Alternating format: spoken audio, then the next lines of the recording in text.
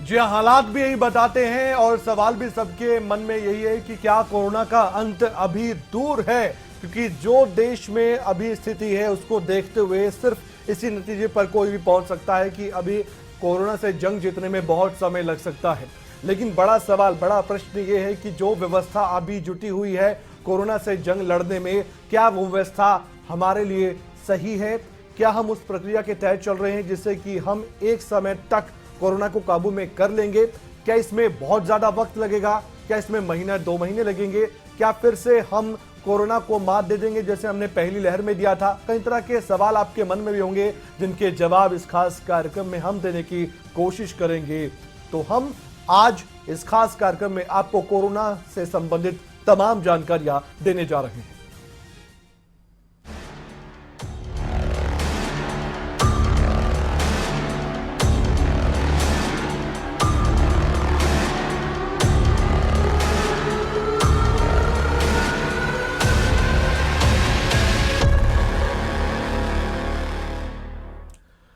भले ही दिल्ली में कोरोना को लेकर लाख दावे किए जा रहे हैं, ऑक्सीजन की कमी को पूरा करने के लिए विदेशों से ऑक्सीजन को इंपोर्ट भी किया जा रहा है, लेकिन दिल्ली में असल में हालात क्या है ये आप भी जानते हैं और हम भी जानते हैं। आपको कुछ ऐसी तस्वीरें हम दिखाने जा रहे हैं जो इस दौर में बेहद डराने वाली है। गाजीपुर और सराय कला खां शमशान घाट में चिताएं लगातार जल रही हैं और शमशान घाट छोटे पड़ने लगे हैं। रिपोर्ट देखिए और समझिए कि दिल्ली के हालात भयावह कैसे हैं।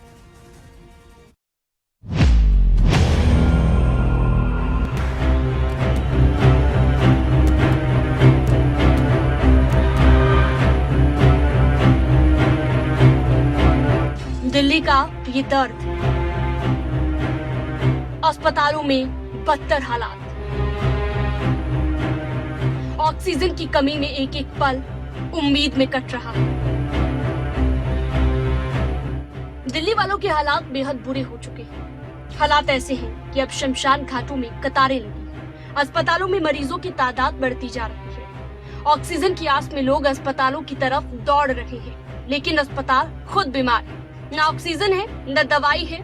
आखिर कोरोना से ये कैसी लड़ाई है? सांसों की डोर टूटती जा रही है। एम्बुलेंस में पड़े मरीज ऑक्सीजन की आस में सांस छोड़ रहे हैं और अब शमशान घाटों में भी अंतिम संस्कार के लिए लंबी लाइन लग चुकी है। चिताएं जल रही हैं और इन चिताओं की धधक से देश जल रहा है। जल उठी हैं इस देश की गलियां गूंजी। लेकिन मेरे देश के रहबरों को न जाने किस बात का इंतजार है। दिन रात जलती चिताएं, अपने का साथ छूटने का दर्द। आखिर इस देश की हवा में इस दर्द का मर्ज क्या है?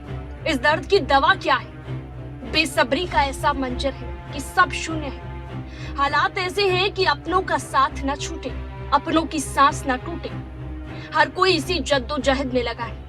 दिल्ली के मुख्यमंत्री अरविंद केजरीवाल भी मानते हैं कि दिल्ली के पास सांसों की कमी है और विदेशों से प्राण वायु का इंतजाम किया जा रहा है। पिछले हफ्ते हमने देखा 3 दिन ऐसे थे, बृहस्पतिवार, शुक्रवार और शनिवार, जब दिल्ली में अस्पतालों में बहुत ज़्यादा अफरा तफरी हो गई थी।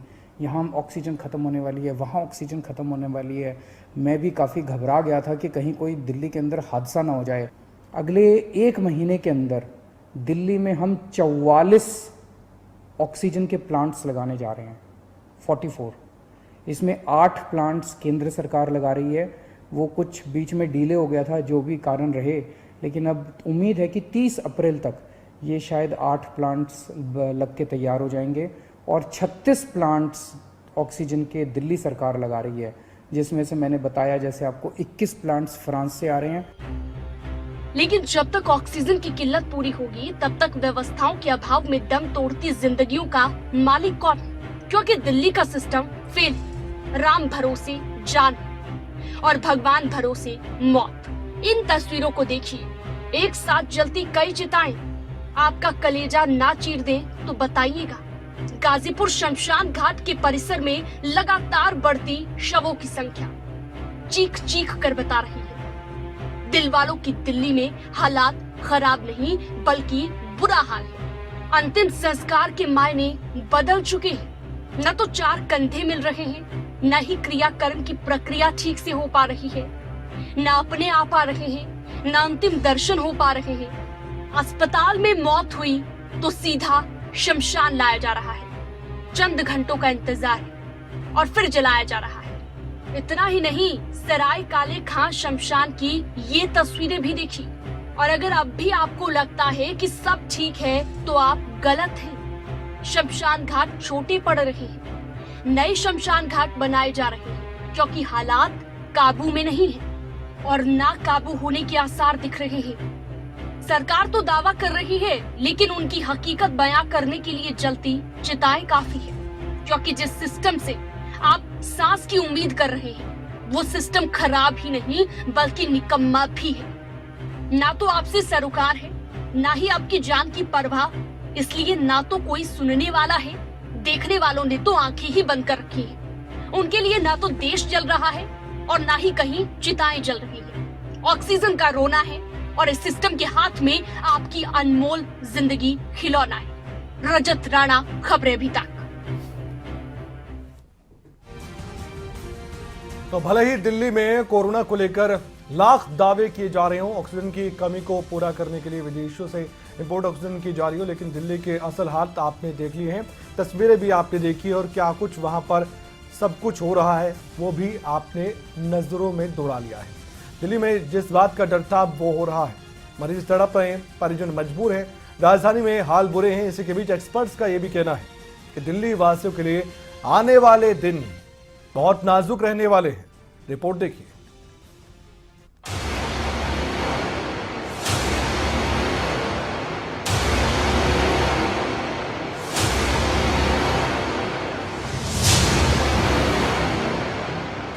देश में कोरोना से हालात संभालने मुश्किल हो रहे हैं।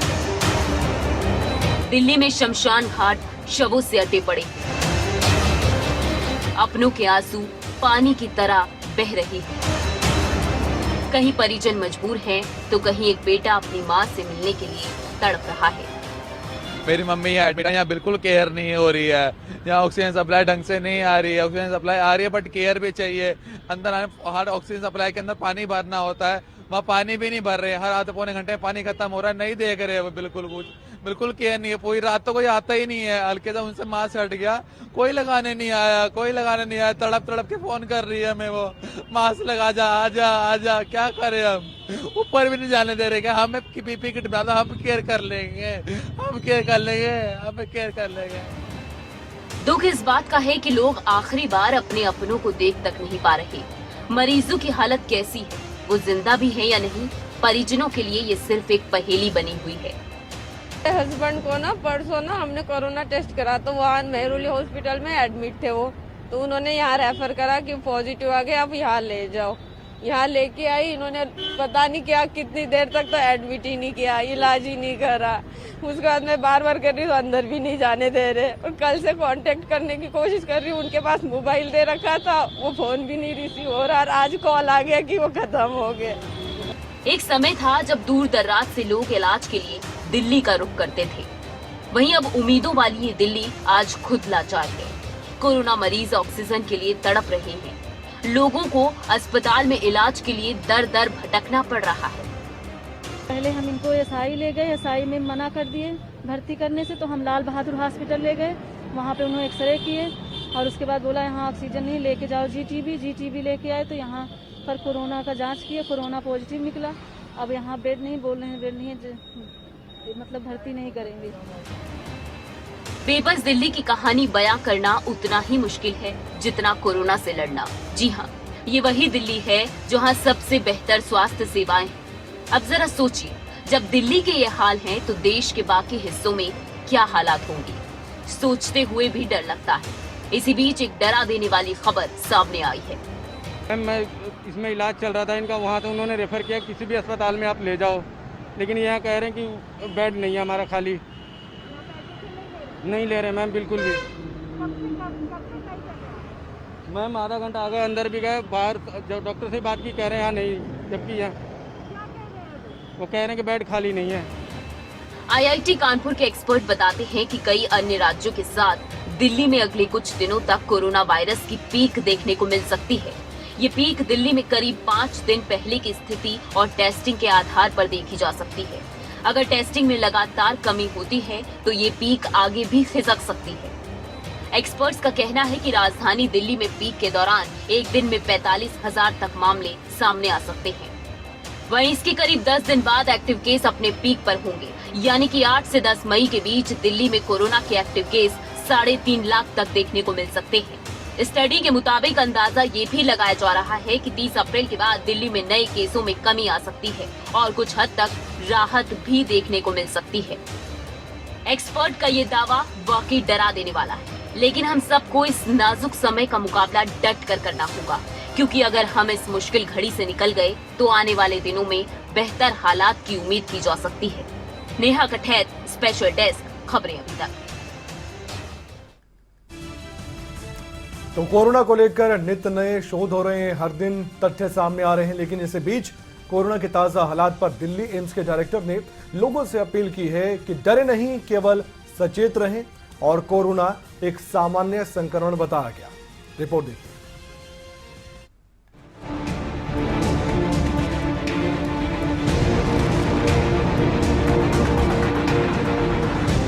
कोरोना को लेकर भारत की स्थिति दुनिया में सबसे भयावह बनी हुई है। कोरोना को लेकर रोजाना सामने आते आंकड़े ये बताते हैं कि देश मौत के मुहाने पर खड़ा है। अस्पतालों में संक्रमितों के साथ साथ व्यवस्था भी दम तोड़ रही है। मृतकों के आंकड़े ये गवाही दे रहे हैं कि कोरोना को बेहद हल्के में लिया गया, लेकिन अब ऑक्सीजन की किल्लत, कोविड बेड की कमी, अस्पतालों से लेकर शमशान घाट तक लगी कतारें लोगों को विचलित कर रही हैं। अब वाकई कोरोना को लेकर खौफ भी है, लेकिन इस खौफ के बीच एम्स के निदेशक डॉक्टर रणदीप गुलेरिया ने लोगों के जहन से इस खौफ को निकालने का प्रयास किया। गुलेरिया ने कोविड-19 को सामान्य संक्रमण बताया।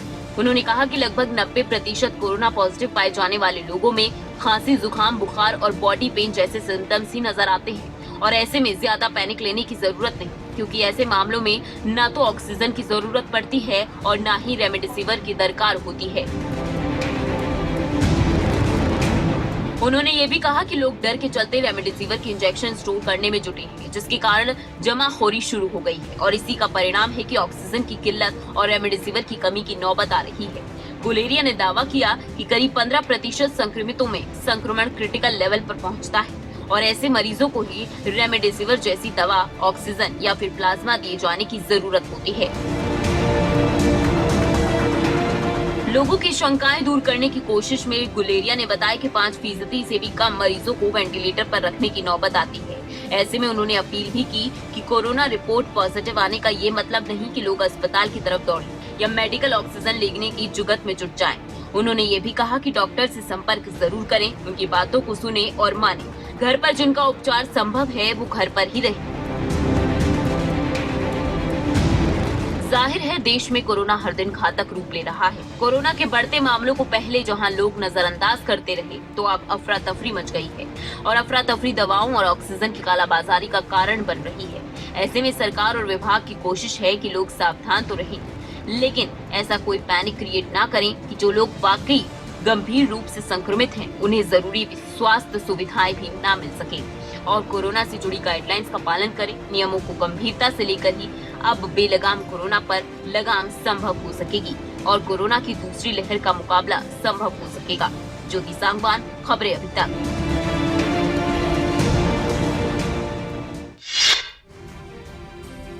तो कोरोना को लेकर देश में हालात डरा रहे हैं। पहली लहर को पार कर चुके भारत के सामने दूसरी लहर का संकट अब भी बना हुआ है और WHO जो कि पिछले साल भारत की तारीफ कर रहा था, अब मौजूदा स्थिति को लेकर वो क्या कह रहा है, ये भी जानना जरूरी है।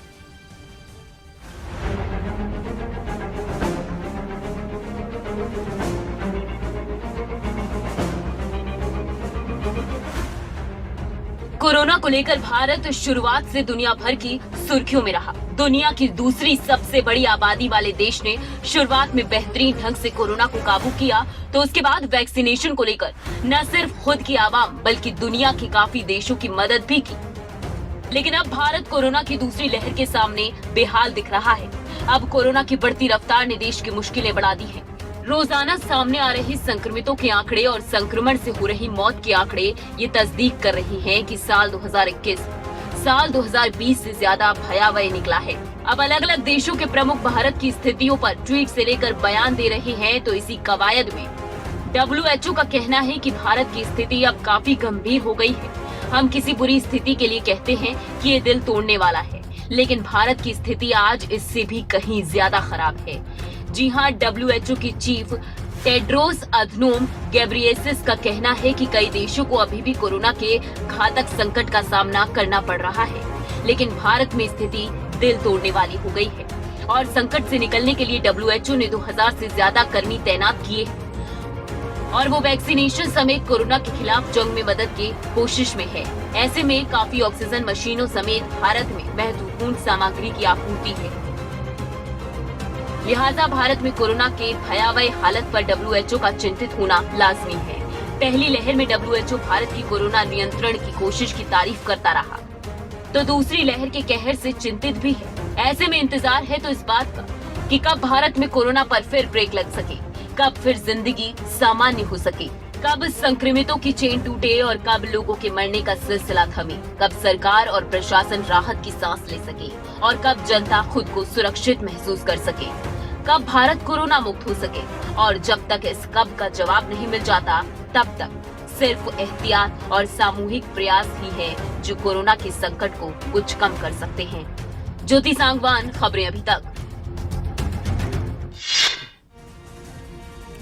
देश में कोरोना को लेकर हालात बिगड़ रहे हैं। कहीं अस्पतालों में बेड की कमी है तो कहीं पर वेंटिलेटर है ही नहीं, तो कहीं देश की सबसे बड़ी समस्या बन रही है ऑक्सीजन की कमी। ऐसे में सरकार की तरफ से बड़े फैसले भी लिए जा चुके हैं, लेकिन आपदा के इन हालातों में अब दुनिया के कई देश भारत की मदद करने के लिए भी आगे आए हैं। रिपोर्ट देखिए।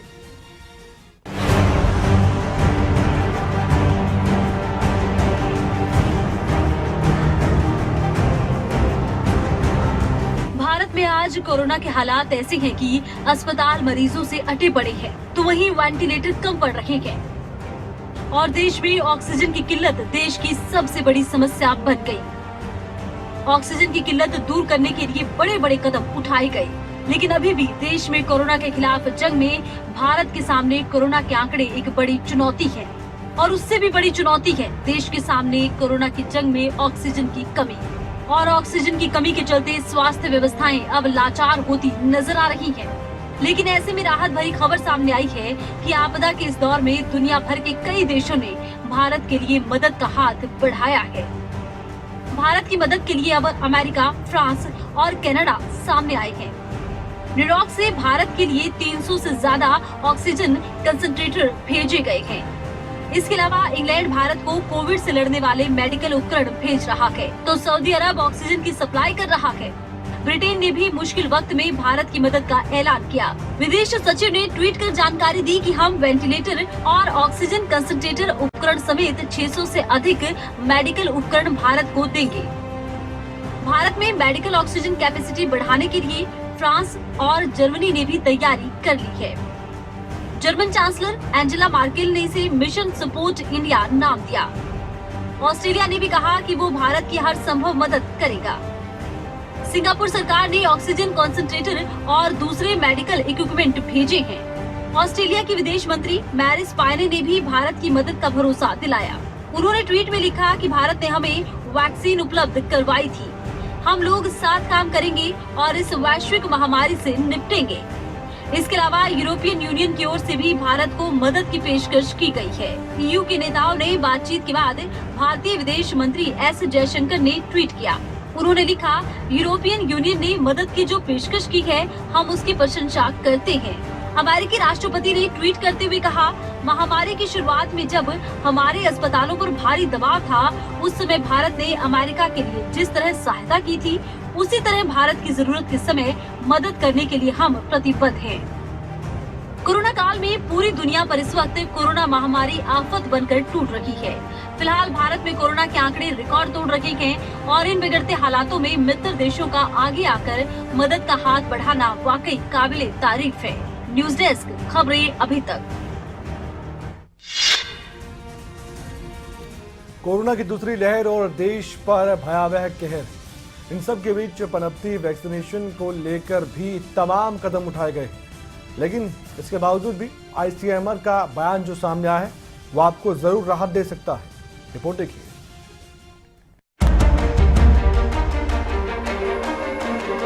देश में कोरोना वायरस की दूसरी लहर का तांडव जारी है।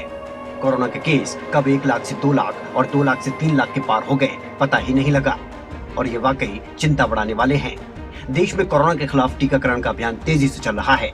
अब तक 13 करोड़ से ज्यादा लोगों को कोरोना वैक्सीन की डोज दी जा चुकी है। इस बीच कोवैक्सीन को लेकर एक बड़ी और राहत वाली खबर सामने आई है। भारतीय आयुर्विज्ञान अनुसंधान परिषद यानी आईसीएमआर ने अपने रिसर्च में कहा कि कोवैक्सीन ज्यादातर वेरिएंट पर असरदार है। आईसीएमआर के मुताबिक कोवैक्सीन के परिणाम को देखने के बाद ये कहा जा सकता है कि वैक्सीन ब्राजील और ब्रिटेन में पाए गए कोरोना वायरस से भी बचाव करती है। इसी तरह का प्रयोग देश के डबल म्यूटेंट वायरस के साथ भी किया जा चुका है। खास बात यह है कि सभी के नतीजे सकारात्मक रहे। कोवैक्सीन के तीसरे फेज और अंतरिम ट्रायल में हल्के से गंभीर कोविड-19 संक्रमण को रोकने में ये वैक्सीन 78% तक प्रभावी पाई गई है। आपको बता दें कि इस समय देश में अभी कोरोना के लिए कोविशील्ड और कोवैक्सीन का टीका लगाया जा रहा है। इसके अलावा भारत समेत कई देशों में कोवैक्सीन को इमरजेंसी इस्तेमाल की मंजूरी दी गई है। वहीं 60 अन्य देशों में मंजूरी के लिए बात चल रही है। कोरोना की दूसरी लहर के बीच इन दिनों अस्पतालों में बेड लगभग फुल है। संक्रमित मरीजों की संख्या बेहद तेजी से बढ़ रही है। डॉक्टर्स भी कोरोना की दूसरी लहर को लेकर परेशान हैं। सड़कें सुनसान हैं और अस्पतालों में मरीजों की कतारें नजर आ रही हैं। ऐसे में उम्मीद बस एहतियात और वैक्सीन पर टिकी है। हालांकि इस बीच आईसीएमआर का यह दावा वाकई राहत देने वाला है। दीपशिखा भारद्वाज, न्यूज डेस्क, खबरें अभी तक। तो कोरोना का सबसे भयानक रूप देश में आप देख रहे हैं। कोरोना वाकई में डरा रहा है, लेकिन क्या आप ये जानते हैं कि कोरोना 1 या 2 साल नहीं बल्कि हजारों साल पुराना है? यकीन नहीं आता तो रिपोर्ट देखिए और समझिए इसके पीछे तर्क क्या है।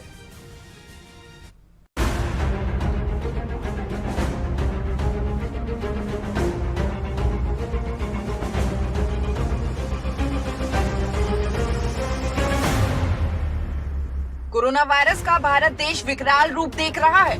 दुनिया के एक दिन के सबसे ज्यादा केस भारत से सामने आ रहे हैं और सबसे ज्यादा मौत भारत में ही हो रही है। लेकिन कोरोना को लेकर बड़ी बात ये भी है कि कोरोना धरती पर नया नहीं है बल्कि बहुत ही पुराना है। जी हाँ, हजारों साल पहले से इंसानों को कोरोना परेशान कर रहा है। एक शोध में खुलासा हुआ है कि बेहद पुराने कोरोना वायरस ने 25,000 साल पहले कोहराम मचाया। इतना ही नहीं, इंसानियत और दुनिया का वायरस से नाता पुराना रहा है। एक शोध के अनुसार हर समय एक ऐसा वायरस रहा जिसने इंसानों को बीमार किया और जिंदगी लील ली।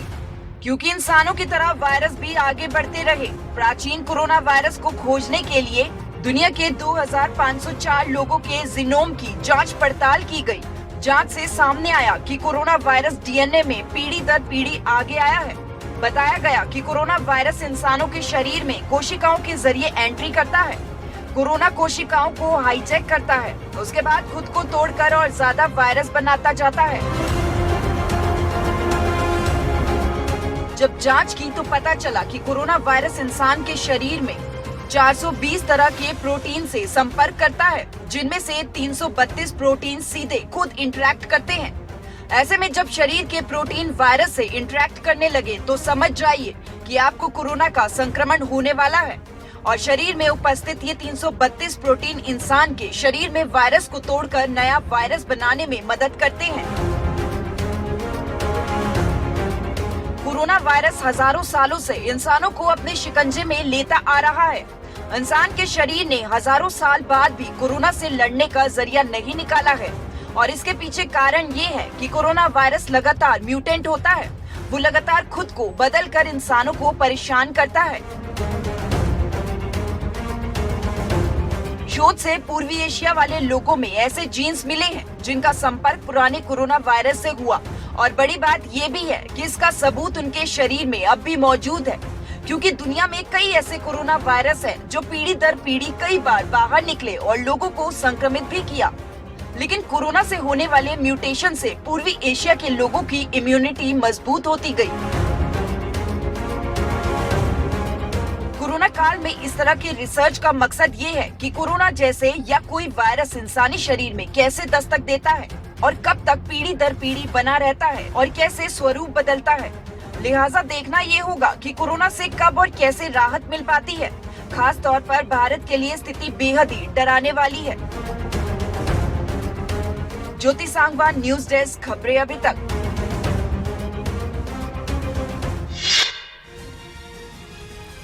तो कोरोना का अंत अभी दूर है, इसलिए आप कोरोना से बचाव के नियमों को अपनी आदतों में शुमार कीजिए ताकि कोरोना से आप बच सके। अपना ख्याल रखिए। नमस्कार।